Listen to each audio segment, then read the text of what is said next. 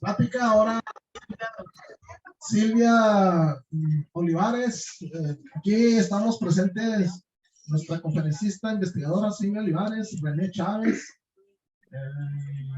Lina Domínguez, Rosa Estela Escudero, Pedrito Gaitán, Memo Cervantes, ingeniero, Memo Manzana de Guerrero. De Basushi. De Basushi. Vita Ruiz, ¿cómo está? Buenas noches. Licenciado Rodríguez, buenas noches. Manuel Rodríguez. Ahora no trajiste. No. Leti Trujillo está aquí acompañándonos también. Velasco Servidor, aquí está con nosotros también. Y su servidor Manuel Salcedo. Bueno, Silvia nos va a hablar ahora de un tema muy chihuahuense, de un tema del primer santo chihuahuense y único. Es Pedro de Jesús Maldonado. De Jesús Maldonado. Le voy a pedir al ingeniero René Chávez nos dé la semblanza de nuestra compañera y amiga Silvia Olivares. Gracias. Sí, buenas tardes, buenas noches. A los compañeros que nos están conectados y los presentes. Entonces, el día de hoy, pues, Silvia nos va a compartir este tema interesante del Padre del Santo, pues, el chihuahuense, el único santo. El Padre Pedro de Jesús Maldonado. Voy a leer aquí algunos datos de Silvia. Ella es miembro fundadora del grupo de historia del Parque Revolución del 2013 y es pues aficionada a la historia, a todo.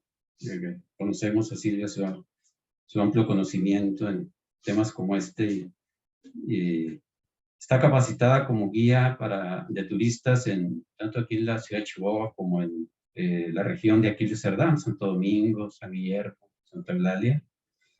Y también de allá mismo, de esos lugares, es organizadora de proyectos culturales, ha llevado a cabo eventos de ese tipo en esa región. Y pues nos ha compartido varios temas, recuerdo el del boxeador chihuahuense Sacramento Benítez, donde invitó a familiares que fueron vinieron aquí a la plática. Bueno, en ese momento fue en el TecMilenio, pero fueron varios familiares de Sacramento Benítez, que pues aquí tenemos una calle, la calle donde están los arcos, se llama Benítez, ¿verdad? También el tema de Juan Cereceres, el taxista asesinado en el gobierno de Oscar Sotomayor, y pues varios temas nos ha compartido Silvia, y pues le dejo el micrófono para que nos comente sobre la vida y historia de este santo chihuahuense. Adelante, Silvia. ¿Qué tal? Buenas noches. Pues esta noche me toca hablar sobre el único santo chihuahuense. Es el sacerdote Pedro de Jesús Maldonado Lucero, quien fue, a ver, permíteme que salga la foto. Ahí está. Esa es la foto del padre Pedro de Jesús Maldonado Lucero. Él fue asesinado durante la persecución religiosa de los años 30. Estando en la presidencia, el presidente Lázaro Cárdenas. No viene Lázaro. Viene Talamantes. A ver, permítanme un momento. Problemas técnicos para encontrar las fotos. Esperen un tantito. La que sigue, por favor. Ahí está bien. Ahí está. Gracias. Estando en la presidencia de Lázaro Cárdenas y en el gobierno de Chihuahua, el señor Gustavo Talamantes, quien meses antes había sucedido en la silla gubernamental a Rodrigo M. Quevedo. Aquí está el señor del bigotito, ese rarito, es Gustavo L. Talamantes, y el otro señor, pues, es Rodrigo M. Quevedo.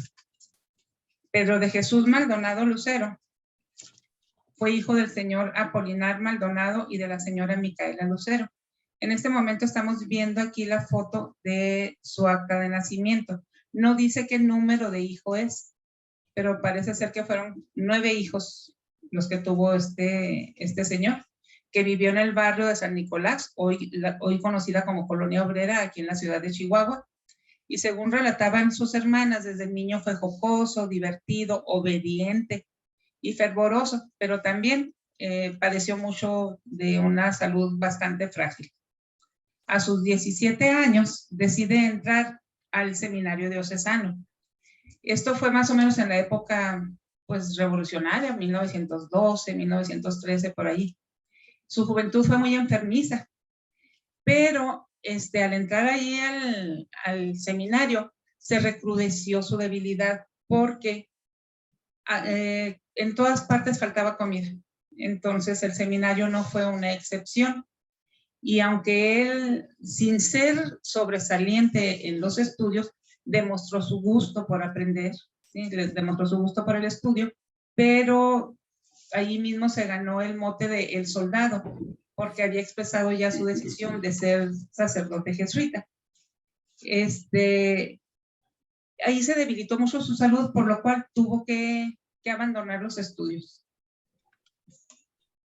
Y fue allí cuando él, al decidir dejar sus estudios de seminarista, pensando en cuidar su salud, se dedica a estudiar música, aprendiendo a tocar el armonio, el piano, el violín.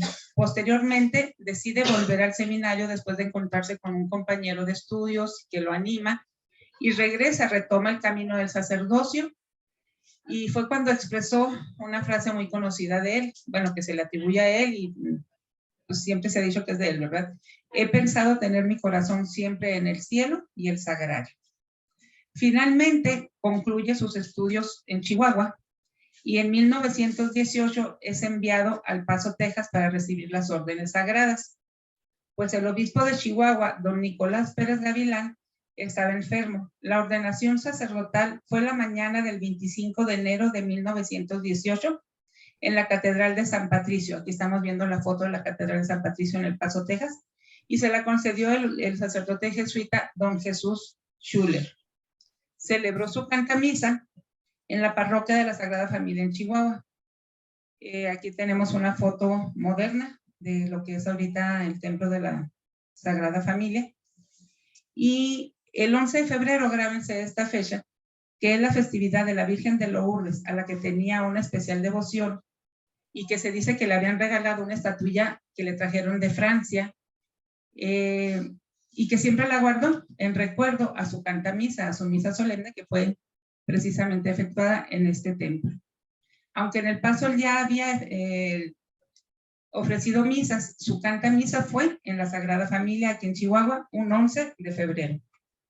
Fue sacerdote de la diócesis de Chihuahua, sirviendo en San Nicolás de Carretas, San Lorenzo, San Francisco de Borja, Jiménez, Cusihuiriachi, y desde 1924 hasta el momento de su muerte, había estado ejerciendo su ministerio en la parroquia de Santa Isabel. Aquí la estamos viendo, la que está en la placita. Esa cúpula que se ve chiquita así a un lado es uno de los recuerdos que hay por el camino por donde lo llevaron a él durante su martirio. A él bueno, pero eso lo vemos ahorita, pero de esos hay varios en el pueblo en recuerdo a su martirio. Entonces, al tener su sede en ese pueblo, en Santa Isabel, los revolucionarios poco antes habían cambiado ese nombre de Santa Isabel por el general Trías, porque en aquellos años, después de la Constitución de 1857 y posteriormente cosas que se refrendaron en la Constitución de 1917, había mucha cosa así como que de laicismo y estaban tratando de borrar todo lo que oliera a catolicismo dentro de los pueblos. Entonces fue cuando se les cambió el nombre a varios pueblos. Santa Isabel no fue la excepción y se le cambió el nombre de Santa Isabel por General Trías. Posteriormente, el pueblo retomó su nombre original, que fue dado por los primeros misioneros franciscanos en honor a Santa Isabel de Hungría, que era una terciaria franciscana. A donde fue llegando se cuenta, se sabe, se distinguió por su preocupación por los indígenas tarahumaras y la gente humilde. enmarcando su servicio en intentar retirarlos del vicio. El vicio del alcoholismo en aquella época estaba muy fuerte y muy arriesgado en los obreros, porque era una forma de los patrones de engancharlos y de tenerlos esclavizados, porque pues les surtían el vino, pero no les surtían algunas otras cosas, pero los tenían contentos al tenerlos alcoholizados y embrutecidos. Durante su sacerdocio fue muy perseguido y más de una vez fue golpeado. Incluso en Ciudad Jiménez fue sacado a golpes del confesionario y se dice que fue por grupos masónicos. Se habla de él como alguien sensible, que siempre estuvo ayudando con ropa, con dinero a los necesitados, y que incluso crió y educó a un huérfano. Le gustaba visitar los campos en tiempos de cosecha, buscando quién iba a la iglesia e invitando a asistir a los que no había visto en el templo. Los campesinos aprovechaban y le pedían que les bendijeran los campos para que no los invadieran las plagas de langosta, y los que ya tenían la invasión de plagas de langosta, pues también le pedían que los bendijera para que las plagas de langosta huyeran.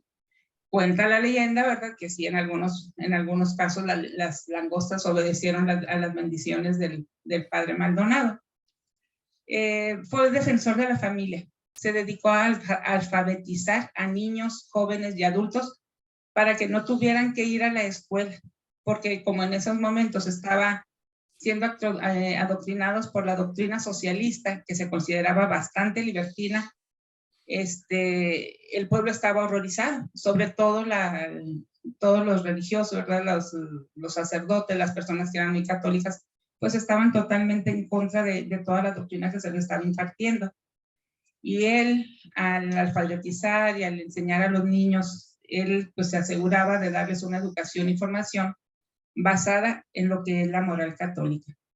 Pero sin embargo, muy pronto la libertad de enseñar, adoctrinar, incluso bautizar y celebrar misas se vio restringida.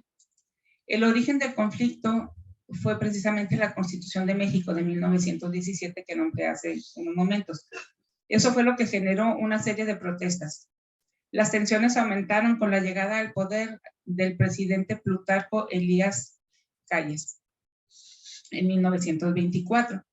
Puesto que la Constitución, se puede decir que entre comillas, ¿verdad?, desconocía los derechos de la Iglesia, desconocía su personalidad jurídica, limitaba el número de sacerdotes, ponía restricciones muy importantes al culto público, porque incluso el gobierno decía que por cada 6,000 habitantes era un sacerdote el que podía haber, y luego pues les instaba, más bien les ordenaba que para poder ejercer como sacerdotes tenían que estar registrados.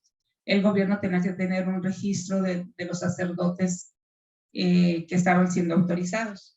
Tenían que tener, como quien dice, una cartilla, ¿verdad? Un permiso para poder ejercer. En 1926, Elías Calles promulgó la Ley de Tolerancia de Cultos, conocida como Ley Calles, que es de lo que estábamos ahorita hablando, para hacer efectivos los artículos constitucionales contra la Iglesia, porque eran unos artículos que estaban desde la Constitución de 1857, pero que por las protestas del pueblo se eliminaron o se dejaron sin aplicar.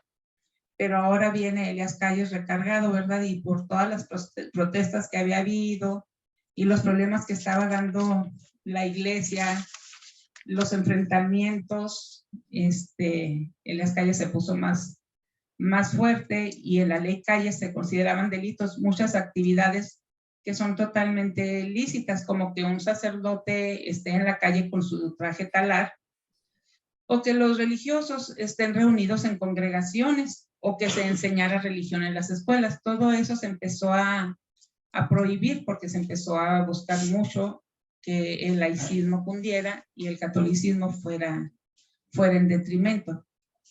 Ya el 31 de julio de 1926 comenzó a regir la legislación esa tan controversial.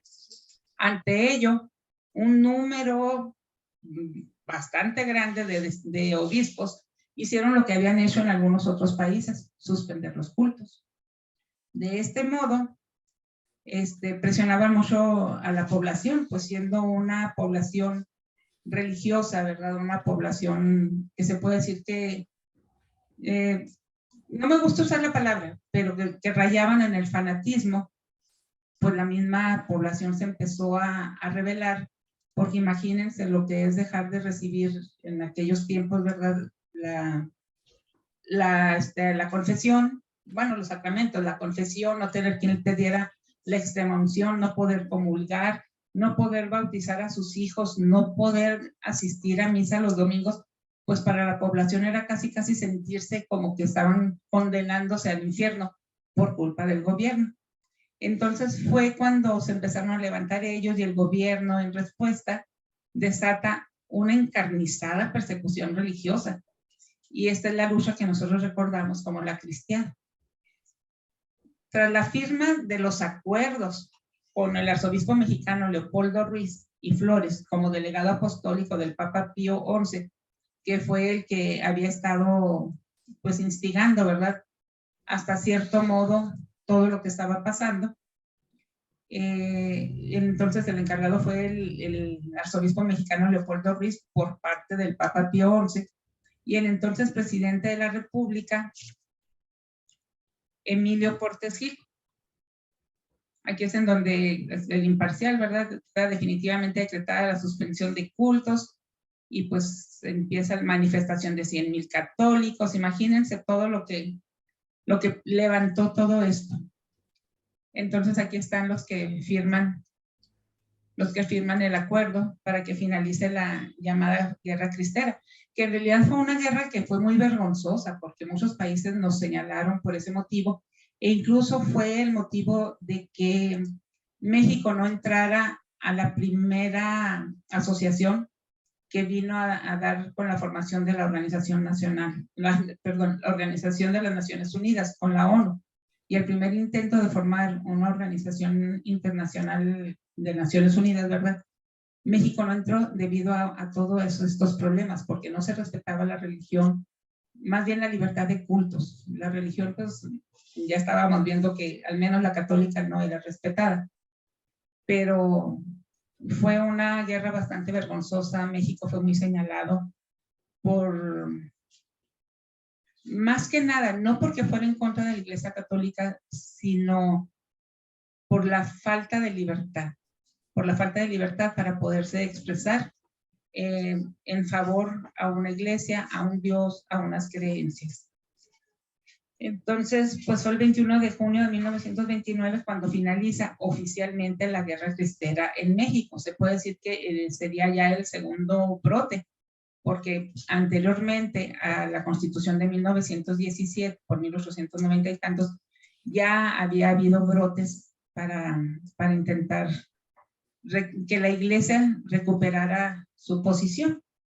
Porque el problema aquí fue que la iglesia tenía el poder en cuanto a matrimonios, o sea, todo estaba registrado por la Iglesia Católica. Viene la Constitución de 1857 y les dice, pues no, ya no vas a tener este poder.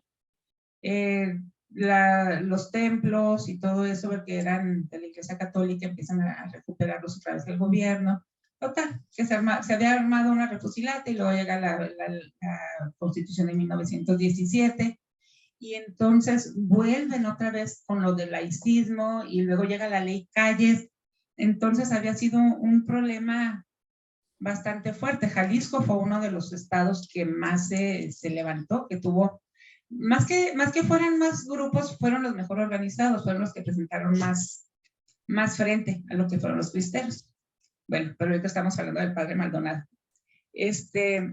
En 1931, después de todos estos arreglos, estalló una nueva persecución. Una nueva persecución, pero todavía más terrible en varios estados de la República Mexicana, entre ellos Chihuahua, siendo gobernador el general Quevedo. La razón manifiesta era hacer cumplir los decretos persecutorios para quedar bien con el presidente Cárdenas, quien trataba de intensificar la enseñanza socialista en las escuelas. Los sacerdotes nuevamente fueron perseguidos y desterrados. Se cerraron templos, ahora sí, por orden del gobierno. Los maestros fueron obligados a firmar declaraciones impías, se prohibieron las manifestaciones de protesta y se impidió que los sacerdotes ofrecieran misa, ¿verdad? Porque pues ya al cerrar templos ellos ya no tenían derecho a hacer nada. Entonces es cuando el tiempo de volver a huir y esconderse se volvió para todos los católicos una obligación, porque reunirse era muy riesgoso. Pero aún así hubo familias muy valientes que pusieron sus casas y ranchos a disposición de los sacerdotes para poder hacer cultos clandestinos. Que eso de clandestinos pues también es así como que la verdad es que los sacerdotes eran bastante arriesgados o bastante desvergonzados o sabían a qué atenerse, porque en realidad yo creo que todo el pueblo y todo el mundo sabían dónde había cultos, pero aún dentro de las personas que los perseguían tenían temor de dejarse ir contra los sacerdotes como representantes de Dios, ¿verdad? Que se les veía. Entonces, los sacerdotes tendían a esconderse en sótanos, en cuevas, en cerros, y eran alimentados por sus seguidores. El padre Maldonado, pues no fue la excepción. En 1934 fue emboscado, apresado, amenazado y maltratado por la policía. Es entonces cuando él se destierra a El Paso, Texas, salió huyendo. Pero sin embargo, estando allá en El Paso, Texas, decidió regresar. Duró muy poco tiempo en el extranjero y en cuanto pudo volvió a Santa Isabel, aún a sabiendas de que arriesgaba su vida. Continuó en la clandestinidad, alfabetizando, evangelizando, combatiendo la masonería y la educación sexual en las escuelas y los vicios. Imagínense, ahorita se moría otra vez solito. No necesitaba que lo agarraran con todo lo que está pasando en la educación. Entonces allá estaban la educación sexual, ¿saben? Ni se imaginan de qué se trató. Fue que juntaron los grupos, unieron los grupos, los unificaron. Anteriormente las maestras daban a las niñas en un horario, a los niños en otro horario, y los juntaron y les enseñaron a que tienen que convivir juntos, y eso fue una cosa terrible para ellos, y no sé qué otras cosas estarían enseñando, ¿verdad? Pero pues bueno, para la gente eso fue algo muy, muy inmoral. Alguna vez podré platicarles una anécdota que le pasó a mi abuelita, que fue maestra en esa época. Bueno, de una vez porque se olvida. Resulta que mi abuelita, Belén Espinosa, fue maestra de una escuela en el pueblo de Rosales. Y ahí estaban ella y su hermana Juanita, porque pues, una mujer decente no podía andar sin su, ¿cómo le llamaban a su chaperona? Entonces, mi abuelita era la maestra y pues un día viene la junta aquí, en aquella época la SEP estaba en lo que eran las oficinas del correo, lo que ahorita es la Casa Chihuahua, en el segundo piso. Y tienen su reunión y les hablan de que pues es tiempo de que se unifiquen los grupos, que la nueva reforma abarca que ya las maestras no tengan que trabajar todo el día, un día en la mañana con niñas y en la tarde con niños, sino que se unifiquen los grupos y que en las tardes los usen para dar clases formativas, que piano, que armónica, o sea, darles otro tipo de educación a los niños y niñas, ¿verdad? Y pues llega mi abuelita, unifica sus grupos y todo, ¿verdad? Entonces lo que empezó a notar ella fue que las señoras cuando pasaban mi abuelita y su hermana, las señoras volteaban y las veían y les volteaban la cara o cuchicheaban entre ellas y volteaban y las veían y cosas por el estilo. Y los hombres cuando pasaban escupían al piso en señal de desprecio y ellas así como que pues ¿qué pasó? Ellas no sabían qué era lo que estaba pasando. Resulta que un día estando ya acostadas mi abuelita y mi tía, llegan, les tocan y pues maestra, córrale, váyase, ya vienen a lincharlas, viene el pueblo a lincharlas por inmorales. Pues allá van mi abuelita y mi tía, platicaba mi abuelita que salieron corriendo descalzas, no se pudieron llevar nada, entre los matorrales, entre todo a correr. Dice que fue una cosa horrible porque yo, cuando ella me platicaba todo eso, yo me imaginaba así como en las películas esas de blanco y negro, en lo que vienen con las antorchas, ¿verdad? Y así era lo que yo me imaginaba. Y pues no creo que esté muy equivocada, pero sí alcanzaron a huir, no sé exactamente a dónde llegaron, y ahí les prestaron ropa y calzado. Platica mi abuelita que le tuvo que cortar los talones al zapato porque pues no le quedaban, pero peor era andar pisoteando entre piedras y garduños. Entonces, fue algo muy tremendo. Después volvió por sus cosas, ¿verdad? Y se las entregaron. Y luego ya mi abuelita vino a dar acá a Santo Domingo y fue cuando vinieron después a que se regresara. Dijo mi abuelita, no, ya me escapé una vez, ya no regreso. Esa es la anécdota de mi abuelita en Rosales con la leyenda, ¿qué se puede decir? Con la modernización y la educación sexual en esa época. Bueno, pues cuando en 1934 que lo apresan, se contaron hasta 200 cartuchos, pero aún así él se regresa y entonces en 1936 vuelve a ser emboscado cuando regresaba de aplicar los santos óleos a una enferma que estaba cerca de la estación del tren allí en Santa Isabel. Entonces otra vez se les vuelve a escapar. Y en 1936, ya en febrero, decide quedarse en un poblado cerca de Santa Isabel. Se llama La Boquilla del Río. Ahí está entrando a mano, si va uno por la carretera libre, a mano izquierda. Allí una familia había convertido su casa en oratorio y ahí casi públicamente celebraba él los actos de culto. Por eso le digo, pues así, eso de que muy escondidos, pues no estaban. Aquí está un recuerdo del padre alfabetizando a los niños y dándoles pues la educación católica de aquella época. Y de allí, de Santa Isabel, se trasladaba al Cañón de Namuras y a celebrar misas en el fondo del cañón. Aquí se ve al fondo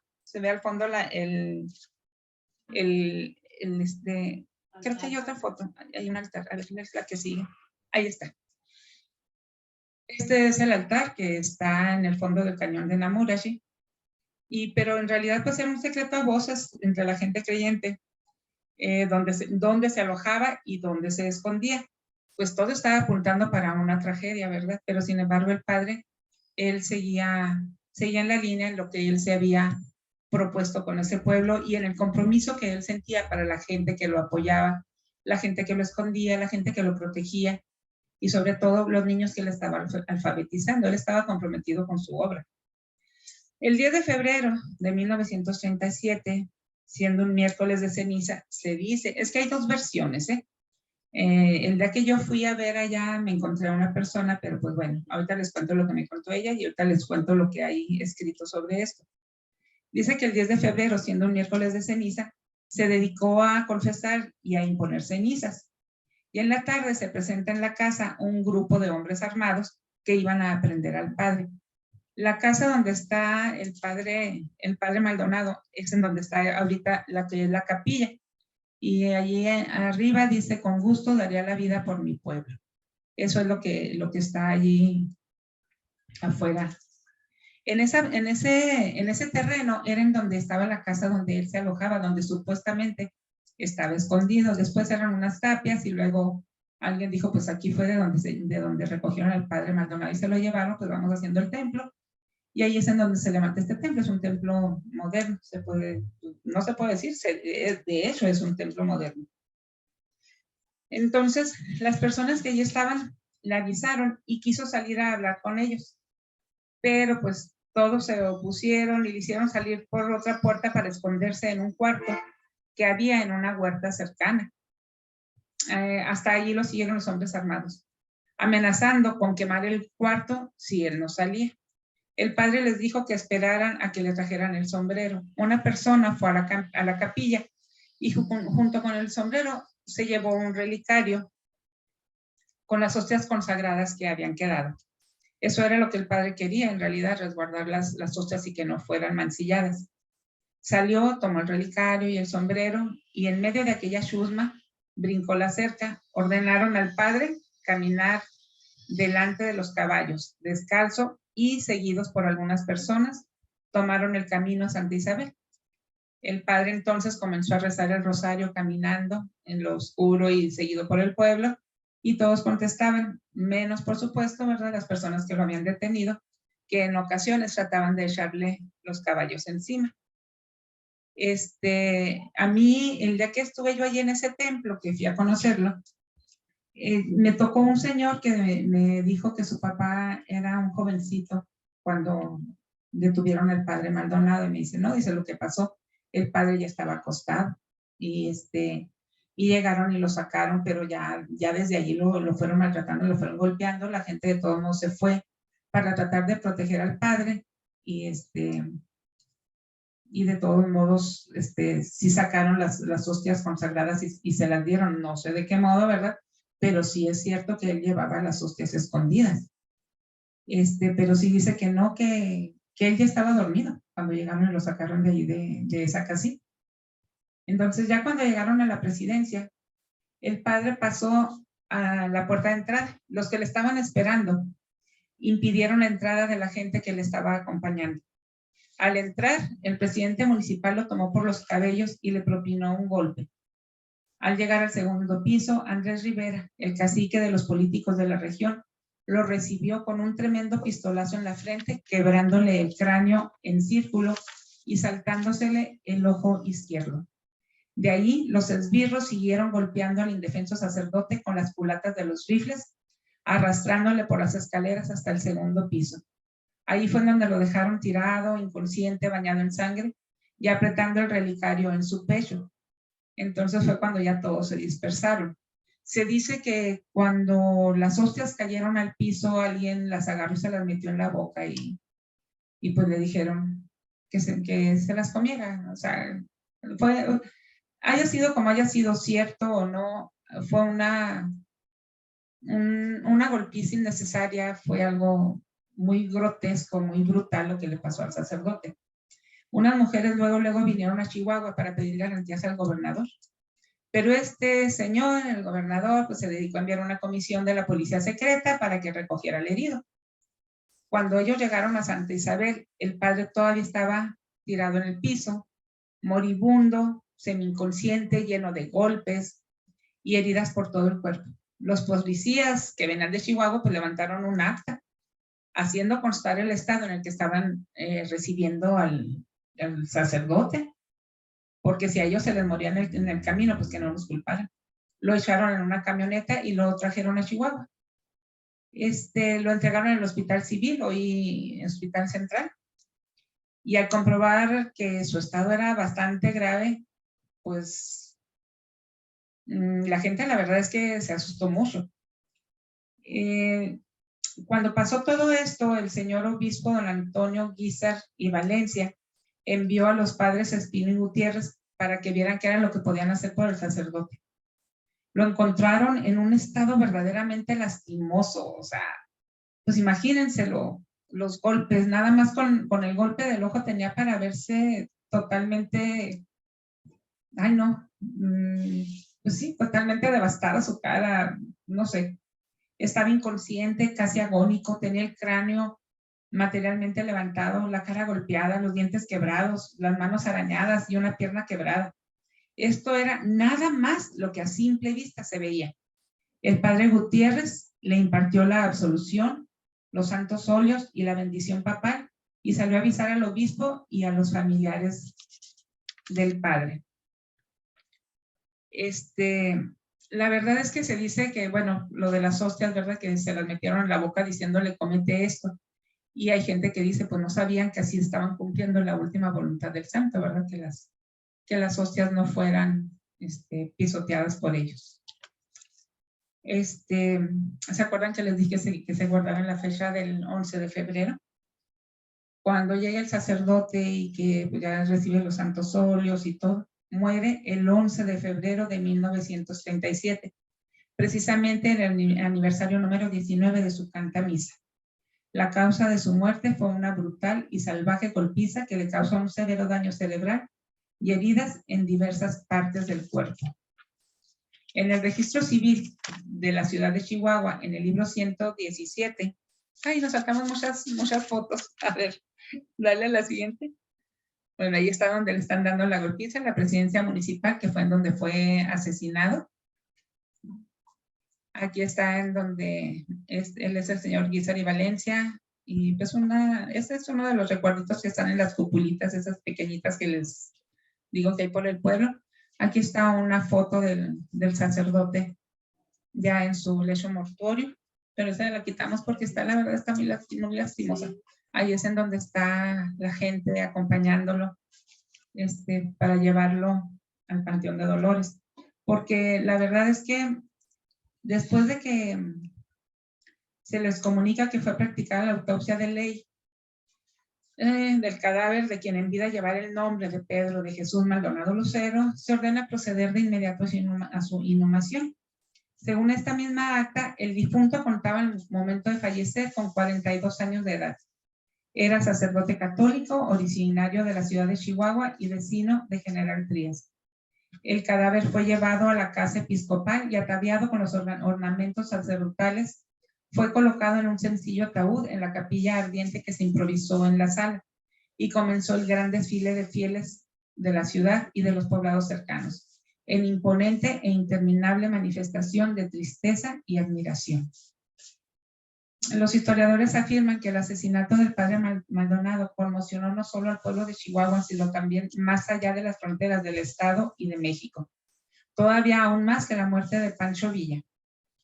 Esto ocurrió a finales del gobierno del Tata Lázaro, de Lázaro Cárdenas, y la conmoción provocada por el asesinato no benefició al gobierno recién instalado de Talamantes y provocó el escepticismo en los esfuerzos y la autenticidad de Cárdenas por pacificar a México. El expresidente Plutarco Elías Calles, quien inició la persecución a los católicos más feroz en la historia de México, vivía en exilio en los Estados Unidos, deshonrado públicamente y arrojado del poder por su propio hijo político. Tras el martirio del padre Maldonado, la libertad religiosa fue un hecho en Chihuahua, desarticulando en pocos meses la ardua tarea del gobierno y las logias masónicas por descristianizar el norte. Las reliquias de Pedro de Jesús Maldonado se encuentran en una urna de madera. Aquí está la tumba, la primera, ¿verdad? La tumba en el Panteón de Dolores, era una tumba que no sé a quién le habrá tocado ver. A mí sí me tocaba pasar y ver por qué había tanto, y yo preguntaba qué era lo que pasaba y ya me comentaban la vida del padre Maldonado. Y ahorita sus reliquias están en una urna de madera en la capilla del Señor de Mapimí, en la Catedral de Chihuahua. Ahorita vamos a ver una foto. Este es el señor José Fernández Arteaga. Aquí está. Aquí estamos viendo la primer tumba. Estamos viendo unas reliquias también del padre Maldonado. O sea, primero es el Panteón de Dolores. La de en medio son unas reliquias que se encuentran en la capilla de San José, aquí en Chihuahua, y la otra está en la capilla del Señor de Mapimí, en la Catedral de Chihuahua. Las reliquias que están en el templo de San José, que es en el del medio. Creo que más adelante está. Dale. Este es el Señor de Mapimí. Aquí es en donde están. Están resguardadas en la parroquia de San José. No es San José de la Montaña. No, es San José, pero es de la Fraternidad del Padre Pío, en la ciudad de Chihuahua. Está acá rumbo al norte, a espaldas más o menos de donde fue el restaurante El Hong Kong. Por allí, por esa callecita hay una capilla de San José, pero es de la Fraternidad de Padre Pío X, que son los lefebristas. Son los que tienen ellos el resguardo de esa reliquia, que tiene una tela manchada con su sangre y que cubrió el cuerpo del padre Maldonado en el hospital durante la ceremonia de beatificación. El Papa Juan Pablo II, al versar el relicario, lo hizo precisamente donde se colocó la reliquia del mártir chihuahuense, precisamente en un trozo de tela en donde estaba la sangre del padre. Su canonización fue el 13 de julio de 1986. Creo que me den las fotos donde están todos los santos. Acá atrás.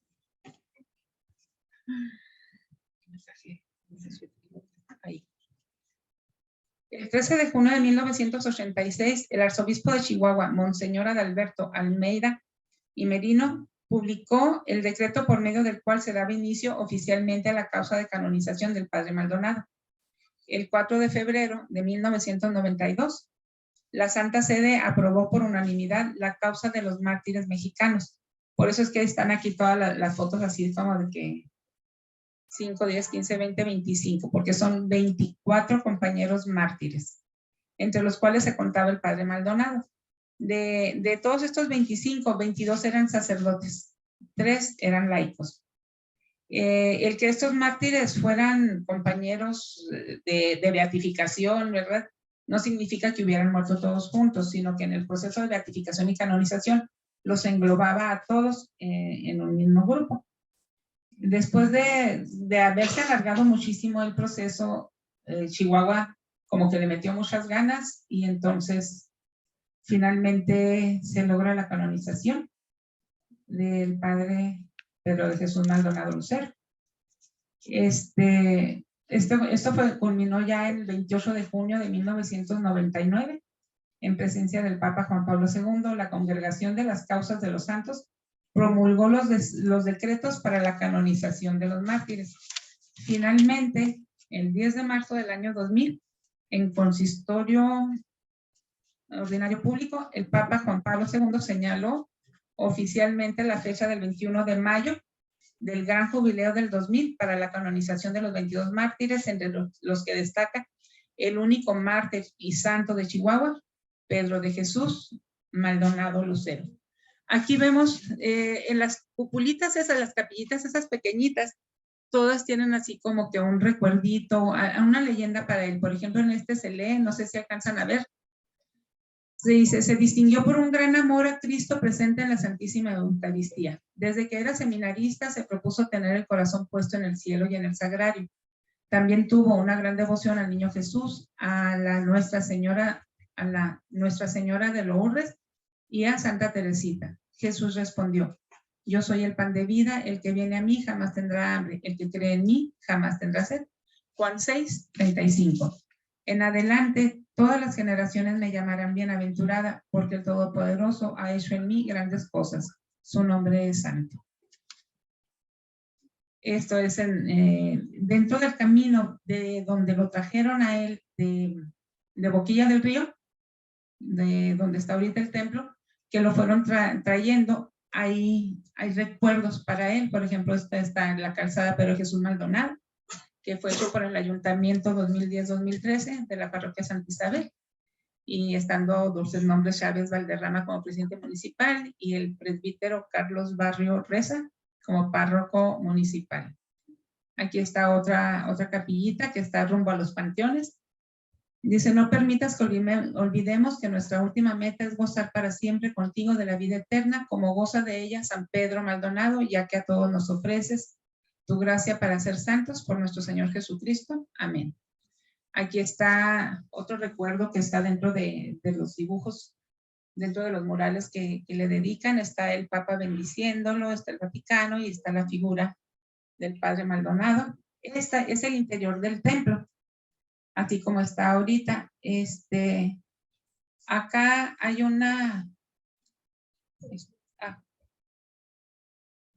esta piedrita. Ahí hay también una lectura, algo dedicado también al Padre Maldonado. Es a la entrada del templo. Creo que tiene alguna foto ahorita ahí. Aquí está: con gusto daría la vida por mi pueblo, que era una de sus creo que ya terminamos ahí. Hay un video que vamos a ver si lo podemos compartir, que me gustó mucho porque independientemente de la música y el canto, el video en sí, lo que son las fotos, me gustó. A ver si lo podemos compartir, si el YouTube nos lo permite, y el señor Zoom también. Y el señor Chávez aquí, que está moviéndole a la máquina. Padre Maldonado. Entre los tres señores se verán. Hazme el favor. Padre Maldonado.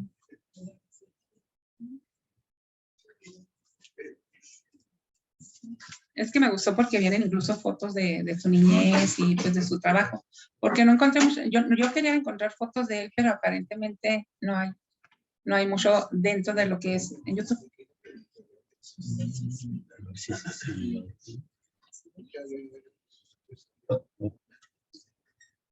A ver, María Elena, creo que la quiere cantar. María Elena la canta. A ver, súbete. Siempre se ha batallado para eso, sí. Sí, vamos a ver, pero es lo que le digo, que independientemente de si sube la música o no, aquí pone María Elena. ¿No? ¿Quién sabe qué hiciste? Independientemente de si es uno católico o no, es una vida muy, o sea, el martirio, la muerte que él llevó me parece exagerada la forma en que lo maltrata. Me hace que no lo vamos a compartir.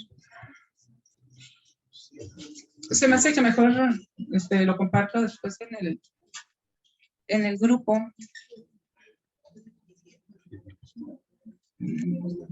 Es María Elena. Aquí, María Elena las fotos que pone.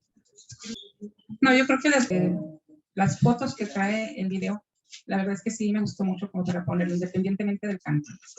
Bueno, pues eso es todo por mi parte. Es lo que les puedo contar sobre el primer santo chihuahuense y único hasta ahorita, ¿verdad? Muy bien.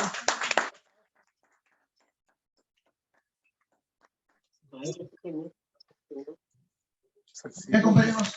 Ahora le vamos a dar aquí preferencia a los compañeros que están aquí en nuestra sede. ¿Tienen alguna pregunta, algún comentario? O le damos chance a la plataforma primero. Por unanimidad. ¿Tienen alguna pregunta por ahí en la plataforma? Sí. Alfredo. La mano. Alfredo, adelante, Alfredo. Felicidades, compañera. Muy buena su exposición. No sé la fecha exacta que hicieron una exposición en el Correo. No sé, fue el 2012, 2013, donde se presentaron sus pertenencias. Hicieron ahí una presentación una tarde, presentaron un vino y todo, donde fue el arzobispo ahí de Chihuahua.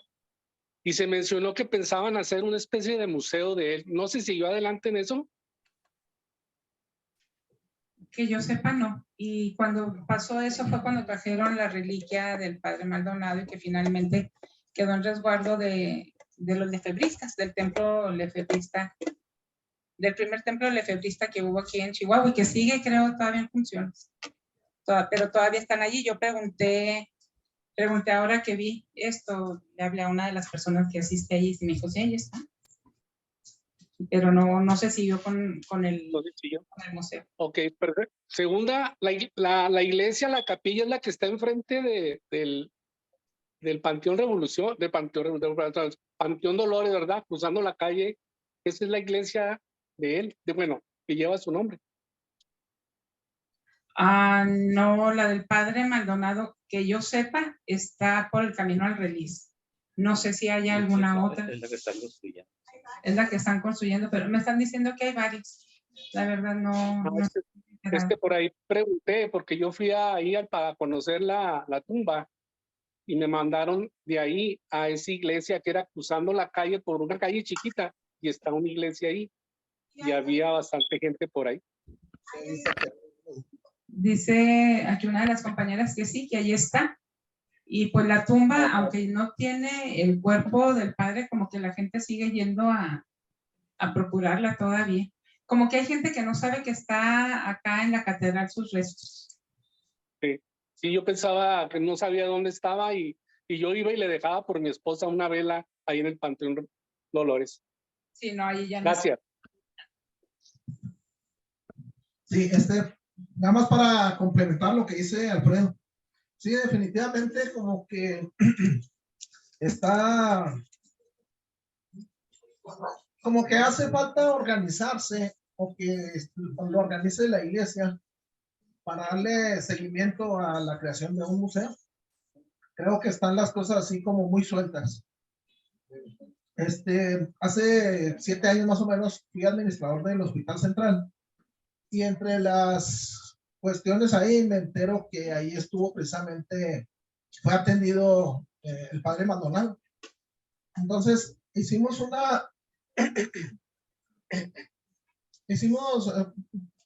investigamos de algunos personajes famosos que fueron atendidos ahí en el central. Y en especial del padre Maldonado, el registro, conseguimos el acta de nacimiento, el acta de función y un libro que tiene el registro civil, en donde no sé por qué causa, pero aparece ahí la grafía, la letra del padre Maldonado. Pero desgraciadamente está muy suelto, Aquí en Chihuahua, enfrente del Parque Urueta, hay una placa, no sé si la han visto ustedes. ¿Sí? Hay una placa ahí enfrente del Parque Urueta, en la esquina, enfrente de la nevería.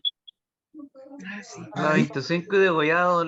exactamente ahí. ¿Qué dice esa placa, Jaime? Tú que ya la viste.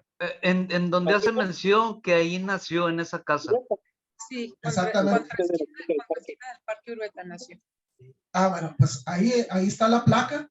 Está En la mera esquina está la casa. Está a muy buena altura. Este bronce, así no se la puede robar. ¿Cómo dice? Sí, exactamente ahí. A un lado de la nevería. Como que hay muchas cositas que quedaron o que quedan sueltas.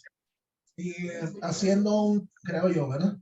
Que la iglesia organizara o darle seguimiento a esa cuestión del museo. Pero bueno, ese es mi comentario. ¿Algún otro comentario? Manuel Alderete, adelante. Sí, gracias. Y primero felicitarte, estaba bastante impresionante. Y yo aprendí mucho de esto que no sabía bastante. Preguntas nada más. ¿El padre Maldonado dio misas o dio el culto ahí en el Cañón de Namura, sí, en San Borja? Sí, ahí está el altar en donde él oficiaba las misas. Por eso te digo que todo el mundo lo sabía. En realidad, no sé quién haya ido al Cañón de Namurashi, pero pues yo esperaba que el altar estuviera en una parte escondida, detrás de alguna roca o algo. No, la verdad es que tú recorres el Cañón de Namurashi y al fondo así, allí está el altar y ahí era en donde se reunía. Sí caminas, no sé, 300, 400 metros a lo mejor, pero no está escondido. Y ahí era en donde se dice que él hacía misas y pues las hacía también en donde ahorita está la capilla en Boquilla del Río. Pues es que él andaba haciendo lo suyo, él andaba firme en sus enseñanzas. Ok, otra cosa, nomás repito, Andrés Rivera, que fue el que lo golpeó y casi lo mató.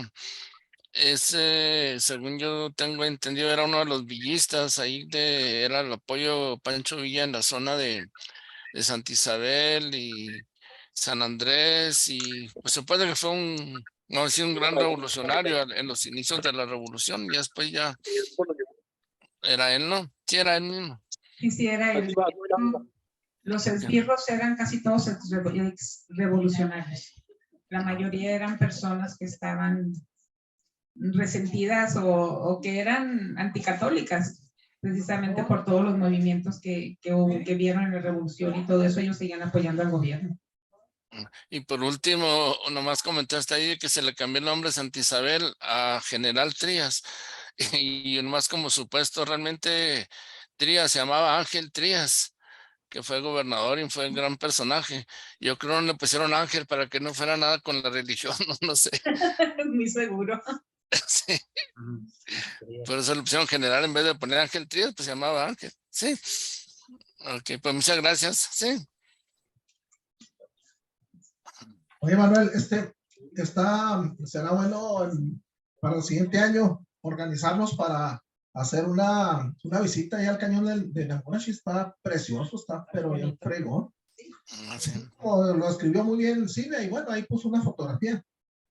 De hecho, comentan ahí los del pueblo que cuando llegaba Pancho Villa, pues iba a reclutar y lógicamente las familias guardaban a sus hijas, a las flores más bellas del pueblo, y se las llevaban precisamente ahí.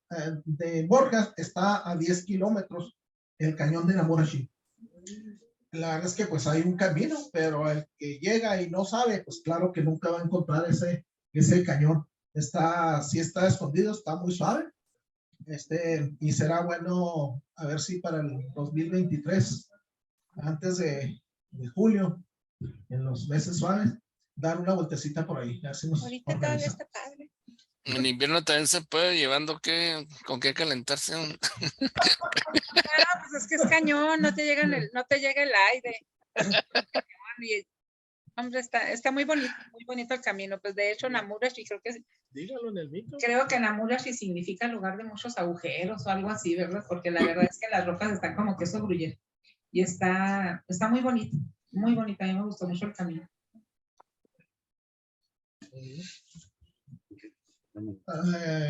Ingeniero Muñetón, adelante. Sí, buenas noches a todos. Muchas gracias, licenciado. Un comentario y dos preguntitas. La historia, independientemente de inclinaciones de los historiadores o de los aficionados a historiadores, debe de respetarse y es la historia, ¿no? No debe de ser influenciada por creencias, política o nada de eso, y debemos de admirarla, de gustarla a los que nos gusta, ¿verdad? Así es que yo creo que no hay ningún problema por abordar cualquier tipo de tema. Siento mucha satisfacción en haber escuchado su plática por su fluidez, su capacidad discursiva, y por las enseñanzas que obtuve en este momento. Dos preguntas nomás que quizás ya como finales pues sean más que preguntas para responder ahorita, para reflexionar o para consultar. Primera, ¿no tiene usted idea de cuánto ascendió el costo por la canonización de este santo? Segunda, Silvia, ¿usted cree que realmente, tomando en cuenta cómo inició su plática, que realmente hay un antagonismo irreconciliable entre ser laico y ser cristiano o católico o de cualquier religión? Estoy de acuerdo con usted. Adelante. Yo no creo, y es más, no creo y creo que no debe ser. Es muy respetable cada quien su modo de pensar, su modo de creer. Y tan respetable es la creencia de un católico, un cristiano, un lefebrista que es católico, pero pues desde otra orden, ¿verdad? O de una judía. Es lo mismo. O sea, yo tomé el tema porque es un tema histórico y la verdad es que pues es un santo y es historia. Sí, y es una persona que se le reconoce como santo, quizás no porque hizo muchos milagros o algo de su vida. Fue fue alguien que murió por sus convicciones religiosas o alguien que murió por proteger a la gente que él sentía que tenía que proteger, pero sobre todo creo que por su lealtad al pueblo que lo seguía. Y eso es más que suficiente para que sea digno de reconocer. Sí, gracias, muy amable. Bueno, es que fui muy, yo al principio me pareció como que hubo una información en poner como antagonismo el concepto de laico como ser católico. Ser laico es estar en contra de ser católico. Así lo entendí yo al menos, por eso me atreví a hacer la pregunta. Discúlpeme si no fue así. Porque digo esto, porque creo que incluso dentro del catolicismo se acepta a las personas laicas consagradas, ¿sí? Porque ser laico, de alguna manera, es ser independiente, una persona que vive independientemente que es independiente de la iglesia, de cualquiera, mas no quiere decir que no profese una religión en exclusiva. Gracias, muchas felicidades por su plática. Gracias. Yo les quiero hacer una pregunta aquí a Silvia. Oiga, Silvia, en lo que usted estuvo investigando, estuvo estudiando por ahí para dar esta plática, usted menciona lo que sucede, lo que le sucede al padre Maldonado, pero la iglesia, la posición de la iglesia, o sea, la posición de la iglesia aquí en Chihuahua, con los altos mandos, usted sabe que siempre hay negociaciones y siempre se llega a buen término, como finalmente se firma la paz, ¿no? Entre la iglesia y el gobierno. Pero desde que se genera el problema, porque el problema se da en el pueblo, sí, allá hubo protestas muy fuertes, pero la posición de la iglesia aquí, ¿cuál fue? ¿Fue de choque, de lucha o de negociación? ¿O cuál fue? Bueno, la iglesia hubo incluso ¿cómo es que se puede decir? Una amenaza cuando echan fuera de la iglesia a una persona, de excomunión para aquellos que se levantaron en armas. Pero la verdad es que no hubo ningún excomulgado y fueron 40 sacerdotes los que estuvieron, al menos aquí en Chihuahua, ¿verdad?, levantándose en contra y asusando al pueblo para que defendiera su fe. Es que, pues eran otros tiempos y lo que estaba pasando, la verdad, era muy injusto, bastante injusto, tanto para el pueblo como para los sacerdotes, para todos. Hay gente que nos culpa todavía, bueno, no digo nos culpa, sino que culpa y que dice, no, es que los protestantes tuvieron la culpa y ellos fueron. Pues no, si los protestantes apenas iban llegando, pues ¿cómo así tan incómodos? Pero otros le echan la culpa a los masones, pero la verdad es que fue un movimiento político de poderes entre lo que era el gobierno y lo que era la iglesia. La iglesia quería recuperar a como diera lugar el poder que había perdido en 1857 y que en 1917 fue refrendado que no lo iba a recuperar. Y entonces lo que hizo fue hacer lo que hizo en otros países. Cierró iglesias y les echó al pueblo encima. Y eso fue algo que vino a detonar en muchas muertes y muchos, porque hubo abusos de los dos lados. Hubo abusos por parte de los cristeros y por parte del gobierno. Fue una guerra muy cruel, hermano contra hermano. Fue una cosa muy terrible. La verdad es que yo no estaba muy enterada de la guerra cristera, pero para poder entender el martirio y la muerte del padre Maldonado, pues tuve que meterme a leer o a estudiar sobre la guerra cristera, y la verdad es que fue un movimiento atroz. No se vale, los dos lados estuvieron mal, para mi punto de vista, ¿verdad?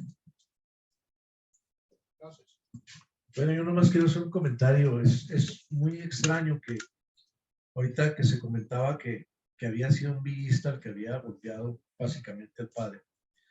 En la guerra cristera es curioso que hubo villistas, muchísimos villistas que estaban de un lado y estaban de otro.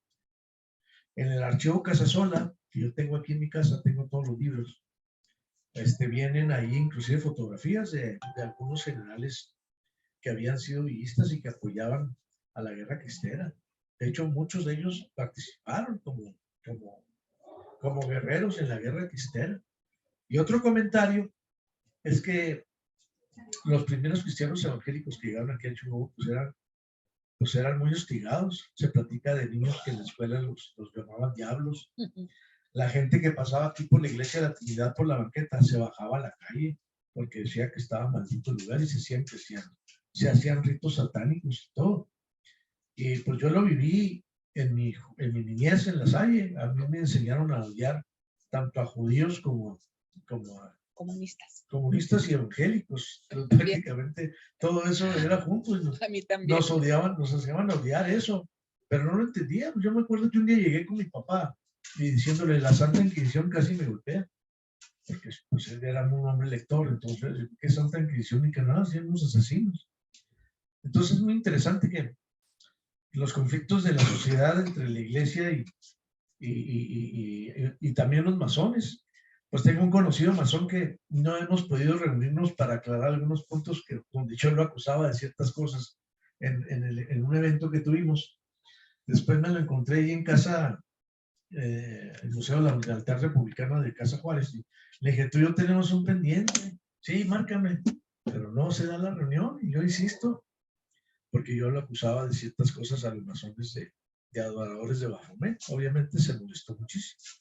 Bueno, pues es todo. Gracias.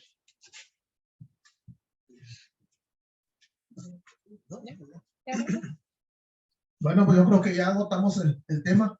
Otra vez vamos a darle otro aplauso a Silvia por la exposición. Felicidades, Silvia, muchas felicidades. Bueno, lo Desde que, Obregón, Sonora.